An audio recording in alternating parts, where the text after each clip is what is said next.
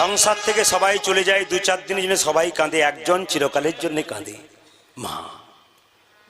ধানবাদে একটা জেলাতে আমি গান করতে গিয়েছিলাম, যে বাড়িতে বাসা ছিলাম 3 দিন কীর্তন হচ্ছিল আমার সেখানে, আজ থেকে 5 বছর আগে। সবাই যাচ্ছে কীর্তন শুনতে, কিন্তু ওই মাটি যাচ্ছে না।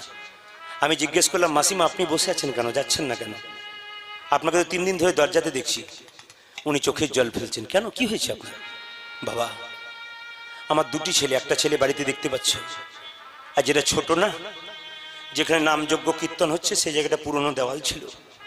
আমার ছেলে ওখানে খেলা করছিল, দেওয়াল চাপা পড়ে ওখানে শেষ হয়ে গেছে।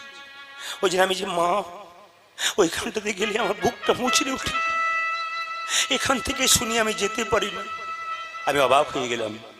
বাড়ির সবাই নতুন জামা কাপড় পরছে, সবাই কীর্তন শুনতে যাচ্ছে, কিন্তু বৃদ্ধা মা ওখানে বসে বসে কখন ছেলে মারা গেছে তার জন্য চিন্তা করছে।